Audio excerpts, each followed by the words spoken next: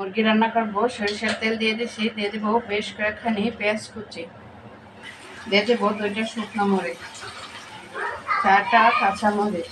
আসসালামু আলাইকুম গাইস, আপনার সবাই কেমন আছেন? পেঁয়াজটা ভালোভাবে ভাজে নেব। এখানে মুরগি রান্নার জন্য কিন্তু বেশ কয়েকখানি পেঁয়াজ দিচ্ছি। পেঁয়াজটা বেশি দিলে ঝোলটা একটু মাখা মাখা ঘন হয়।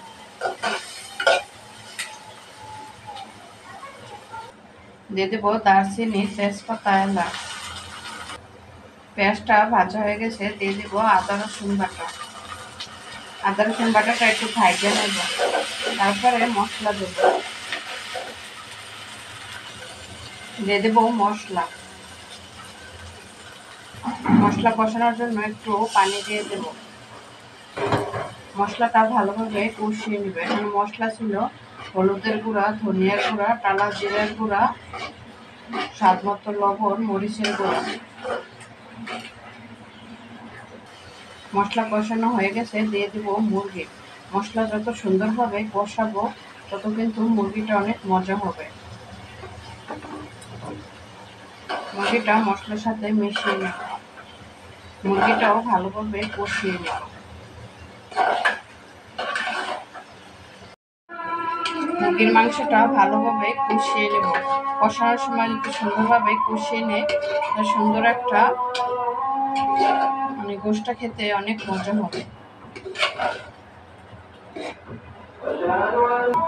কষানোর জন্য ঢাকনা দিয়ে ঢেকে দেব। মুরগিটা একটু নাড়াচাড়া করে নেব। মুরগি কষানোর জন্য ঝোল দিয়ে দিয়েছিলাম, ওইটা আর ভিডিওতে নেই। কষানো হয়ে গেলে সিদ্ধ হওয়ার জন্য ঝোল দিয়ে দেব।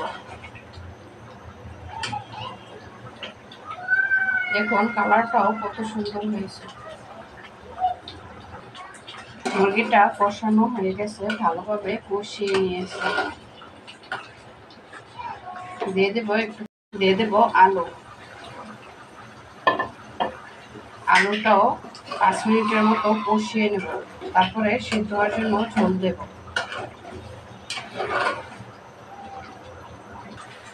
আলুটা কষানো হয়ে গেছে, সিদ্ধ হওয়ার জন্য দিয়ে দেব ঝোল।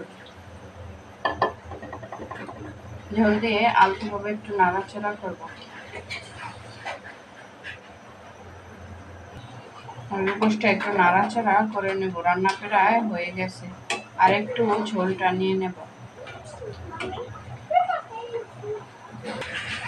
গোশ রান্না হয়ে গেছে, লাস্টে দিয়ে দেবো একটু টালা জিরার গুঁড়া। টালা জিরার গুঁড়া দিয়ে গোশটা একটু আলতোভাবে নাড়াচাড়া করে নেব। দেখুন কালারটা কত সুন্দর হয়েছে। আমার ভিডিওটি যদি আপনাদের কাছে ভালো লেগে থাকে তাহলে শেয়ার করে দেবেন আর কমেন্টে জানাবেন। আল্লাহ হাফেজ, আসসালামু আলাইকুম।